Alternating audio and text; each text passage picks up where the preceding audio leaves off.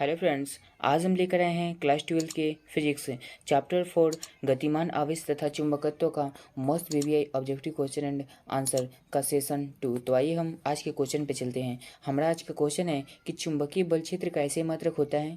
कह रहे हैं कि चुंबकीय बल क्षेत्र का ऐसे ही मात्रक होता है। तो ऑप्शन दिया है ए में वेबर, बी में दिया है टेस्ला और सी में दिया है गॉस और डी में दिया है इनमें से कोई नहीं। तो हमारा इसका राइट आंसर हो जाएगा टेस्ला, यानी कि चुंबकीय बल क्षेत्र का ऐसे मात्रक हमारा टेस्ला होता है, यानी हमारा इसका राइट आंसर बी हो जाएगा। जिसे हम टी से सूचित करते हैं। देखते हैं हमारा अगले क्वेश्चन क्या है। तो हमारा अगले क्वेश्चन कह रहे हैं कि एक आदर्श वोल्टमीटर का प्रतिरोध होता है। कह रहे हैं कि एक आदर्श वोल्टमीटर का प्रतिरोध होता है।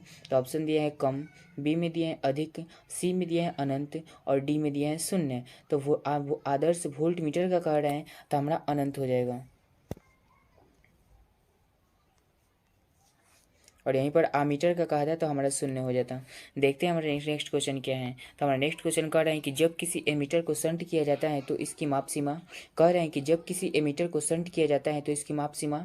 ऑप्शन दिया है बढ़ती है, बी में दिया है घटती है, सी में दिया है स्थिर रहती है और डी में दिया है इनमें से कोई नहीं। तो हमारा इसका राइट आंसर हो जाएगा कि बढ़ती है, यानी हमारा इसका राइट आंसर ए हो जाएगा। देखते हैं हमारा अगला क्वेश्चन क्या है। तो हमारा अगला क्वेश्चन कह रहे हैं कि गैल्वेनोमीटर को वोल्टमीटर में बनाने की ज़रूरत है। कह रहे हैं कि गैल्वेनोमीटर को वोल्टमीटर में बनाने के लिए ज़रूरत है। तो ऑप्शन दिए हैं उच्च प्रतिरोध का, बी में दिया है निम्न प्रतिरोध का, सी में दिया है संधारित्र का और डी में दिया है प्रेरण कुंडली का। तो हमारा इसका राइट आंसर हो जाएगा कि उच्च प्रतिरोध का, यानी हमारा इसका राइट आंसर ए हो जाएगा। देखते हैं हमारा नेक्स्ट क्वेश्चन क्या है। तो हमारा नेक्स्ट क्वेश्चन कह रही है कि दो गतिशील आवेशों के बीच लगता है। कह रहे हैं कि दो गतिशील आवेशों के बीच लगता है। ऑप्शन दिया है केवल कूलम्ब बल, बी में दिया है चुंबकीय बल, सी में दिया है नाभिकीय बल और डी में दिया है इनमें से कोई नहीं। तो हमारा इसका राइट आंसर क्या हो जाएगा। तो हमारा इसका राइट आंसर हो जाएगा कि चुंबकीय बल, यानी हमारा इसका राइट आंसर ए बी हो जाएगा। देखते हैं हमारा नेक्स्ट क्वेश्चन क्या है। तो हमारा नेक्स्ट क्वेश्चन करें कि एक आदर्श आमीटर का प्रतिरोध होता है। कह रहे हैं कि एक आदर्श आमीटर का प्रतिरोध होता है। तो ऑप्शन दिया है कम, बी में दिया है अधिक, सी में दिया है अनंत और डी में दिया है शून्य। तो हमारा इसका राइट आंसर क्या हो जाएगा। तो इसका राइट आंसर शून्य हो जाएगा, यानी हमारा इसका राइट आंसर डी हो जाएगा। देखते हैं हमारा नेक्स्ट क्वेश्चन क्या है। तो हमारा नेक्स्ट क्वेश्चन कह रहे हैं कि एक वोल्ट मीटर को आमीटर में बदला जा सकता है। तो ऑप्शन दिया है इसके समांतर क्रम में उच्च प्रतिरोध को जोड़कर, बी में दिया है इसके श्रेणी क्रम में निम्न प्रतिरोध को जोड़कर और सी में दिया है इसके समांतर क्रम में निम्न प्रतिरोध को जोड़कर और डी में दिया है इसके श्रेणी क्रम में निम्न प्रतिरोध को जोड़कर। तो हमारा इसका राइट आंसर हो जाएगा कि इसके समांतर क्रम में निम्न प्रतिरोध को जोड़कर, यानी हमारा इसका राइट आंसर क्या हो जाएगा। हमारा इसका राइट आंसर सी हो जाएगा। देखते हैं हमारा नेक्स्ट क्वेश्चन क्या है। तो हमारा नेक्स्ट क्वेश्चन कह रहे हैं कि चुंबकीय क्षेत्र की बीमा है।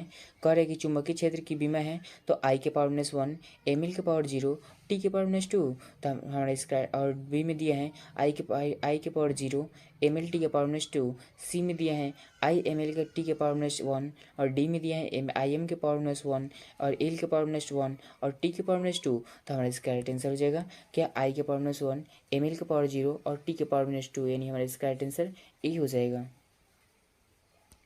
देखते हैं हमारा नेक्स्ट क्वेश्चन क्या है। तो नेक्स्ट क्वेश्चन कह रहे हैं किसी आवेशित कण को चुंबकीय क्षेत्र रेखा के अनुदिश गति दी जाती है, कण पर कार्यकारी बल होगा। कह रहे हैं कि किसी आवेशित कण को चुंबकीय क्षेत्र रेखा के अनुदिश गति दी जाती है तो कण पर कार्यकारी बल होगा। तो ऑप्शन दिया है वेग की दिशा में, बी में दिया है वेग की दिशा के विपरीत, सी में दिया है वेग की दिशा के लंबवत और डी में दिया है शून्य। तो हमारा इसका राइट आंसर हो जाएगा ये शून्य हो जाएगा, यानी हमारा इसका राइट आंसर डी हो जाएगा।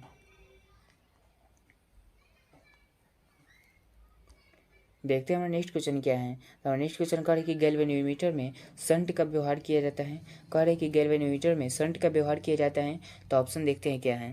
तो ऑप्शन दिया है उसकी सुग्राह्यता बढ़ाने के लिए, बी में दिया है उसकी प्रतिरोध बढ़ाने के लिए, सी में दिया है विद्युत धारा के कारण उसे टूटने से बचाने के लिए और डी में दिया है उपयुक्त में से कोई नहीं। तो हमारा इसका राइट आंसर क्या हो जाएगा। तो हमारा इसका राइट आंसर हो जाएगा कि विद्युत धारा के कारण उसे टूटने से बचाने के लिए, यानी हमारा इसका राइट आंसर सी हो जाएगा।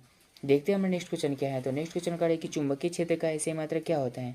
चुंबकीय क्षेत्र या चुंबकीय प्रेरण का ऐसे मात्रक क्या होता है। तो ऑप्शन दिया है टेस्ला, बी में दिया है वेबर, सी में दिया है हेनरी और डी में दिया है फेराड। तो हमारा इसका राइट आंसर हो जाएगा टेस्ला, यानी हमारा इसका राइट आंसर ए हो जाएगा। देखते हैं हमारा नेक्स्ट क्वेश्चन क्या है। तो नेक्स्ट क्वेश्चन का है कि चुंबकीय क्षेत्र या चुंबकीय प्रेरण की बीमा है। तो ए के ऑप्शन दिया है A⁻1 ml के पावर 0 और T⁻2। तो हमारा इसका राइट आंसर ए हो जाएगा, यानी I⁻1 ml के पावर 0 T⁻2, यानी हमारा इसका राइट आंसर ए हो जाएगा। देखते हैं हमारा नेक्स्ट क्वेश्चन क्या है। तो हमारा नेक्स्ट क्वेश्चन का है कि लंबे सीधे चालक से I एम्पियर धारा प्रवाहित होने से इससे आर दूरी चुंबकीय क्षेत्र होता है। कह रहे हैं कि लंबे सीधे चालक से I एम्पियर धारा प्रवाहित होने से इससे आर दूरी चुंबकीय क्षेत्र होता है।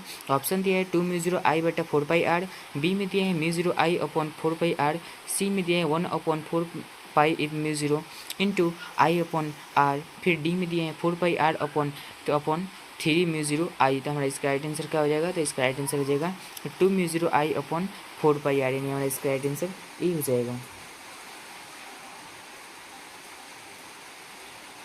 देखते हैं हमारा नेक्स्ट क्वेश्चन क्या है। तो हमारा नेक्स्ट क्वेश्चन कह रहे हैं कि चल कुंडली कैलोरीमीटर से प्राप्त धारा का मान समानुपाती होता है।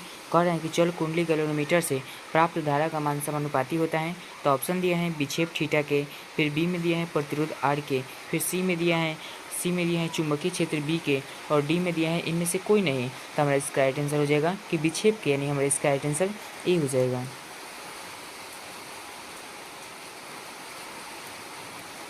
देखते हैं हमारा नेक्स्ट क्वेश्चन क्या है। तो हमारा नेक्स्ट क्वेश्चन कह रहे हैं कि चल कुंडली गैल्वेनोमीटर के बनाने का सिद्धांत है। कह रहे हैं कि चल कुंडली गैल्वेनोमीटर के बनाने का सिद्धांत है। तो ऑप्शन दिए हैं धारा का चुंबकीय प्रभाव, बी में दिए हैं धारा का ऊष्मीय प्रभाव, सी में दिए हैं धारा का रासायनिक प्रभाव, डी में दिया है चुंबक का धारा प्रभाव। तो हमारा इसका राइट आंसर हो जाएगा, क्या हो जाएगा। तो हमारा इसका राइट आंसर हो जाएगा चुंबक का धारा प्रभाव, यानी हमारा इसका राइट आंसर डी हो जाएगा। देखते हैं हमारा नेक्स्ट क्वेश्चन क्या है। तो हमारा नेक्स्ट क्वेश्चन कर रहे हैं कि बायो सावर्त का गणितीय रूप है। कह रहे हैं कि बायो सावर्त का गणितीय रूप क्या होता है। तो बायो सावर्त का गणितीय रूप हम बता दें क्या होता है कि डी वेक्टर डी बी बराबर μ0/4π into I dl sine theta r²। ये हमारा क्या होता है। तो बायो सावर्त नियम का गणितीय रूप होता है। तो हमारा इसका राइट आंसर क्या हो जाएगा। तो ये ऑप्शन दिया है कि बायो सावर्त का गणितीय रूप। तो हमारा ऑप्शन तीनों एक ही जैसा दिया है, और डी में दिया इनमें से कोई नहीं थे। यहाँ पर लिखना चाहिए था कि इनमें से सभी, यानी इसका राइट आंसर क्या हो जाएगा। तो गणितीय रूप क्या हो जाएगा, बायो सावर्त का गणितीय रूप वो हो जाएगा, हम बताए थे डी बी बराबर ideal sine theta μ0/4π into ideal sine थीटा/r²। देखते हैं हमारा नेक्स्ट क्वेश्चन क्या है। तो नेक्स्ट क्वेश्चन कह रहा है कि विद्युत धारा व्यक्त करने वाली एक सीधे तार से तार के समीप किसी बिंदु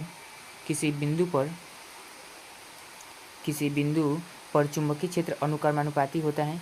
कह रहे हैं कि विद्युत धारा व्यक्त करने वाली एक सीधे तार के समीप किसी बिंदु पर चुंबकीय क्षेत्र अनुक्रमानुपाती होती है।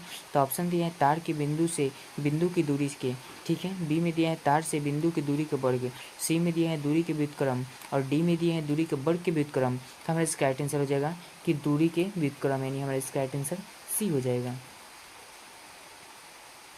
देखते हैं हमारा नेक्स्ट क्वेश्चन क्या है। तो हमारा नेक्स्ट क्वेश्चन कह रहे हैं कि दो समांतर तारों में विपरीत दिशाएं में धारा प्रवाहित होती हैं। कह रहे हैं कि दो समांतर तारे हैं, यानी कैसे समांतर तारे। तो समांतर हम बता दें कि ये एक तार है, इसके समांतर क्या होता है कि एक जैसे ये तार है, ठीक है, तो इनके बीच की दूरी समान होनी चाहिए, हर जगह पर समान होनी चाहिए, तो ये एक दूसरे के समांतर कहलाती हैं। तो कह रहे हैं कि दो समांतर तारे विपरीत दिशा में, ये वाला जा रही है इधर और ये वाला जा रही है इधर, ठीक है, विपरीत दिशा में धारा प्रवाहित होती हैं, तो वे एक दूसरे को क्या करेगी। तो ऑप्शन दिया है एक दूसरे को विकर्षित करेगी, बी में दिया है एक दूसरे को आकर्षित करेगी, सी में दिया है एक दूसरे पर कोई बल नहीं लगाएगी, और डी में दिया है क्या दिया है। तो डी में दिया है एक दूसरे की धाराओं को नष्ट करेगी।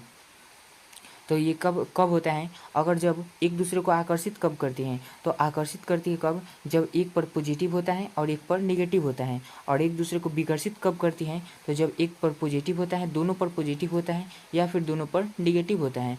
तो इसका राइट आंसर क्या हो जाएगा। तो एक दूसरे को विकर्षित करेगा, यानी जब एक दूसरे को विकर्षित करती हैं, रिपल्स करती हैं, तो उस रिपल करती हैं एक दूसरे को, तभी एक क्या होती हैं कि विपरीत धाराओं में दोनों एक दूसरे के समांतर धाराएं प्रवाहित होती हैं। तो हमारा इसका राइट आंसर क्या हो जाएगा। इसका राइट आंसर एक दूसरे को विकर्षित करती हैं, यानी हमारा इसका राइट आंसर ए हो जाएगा।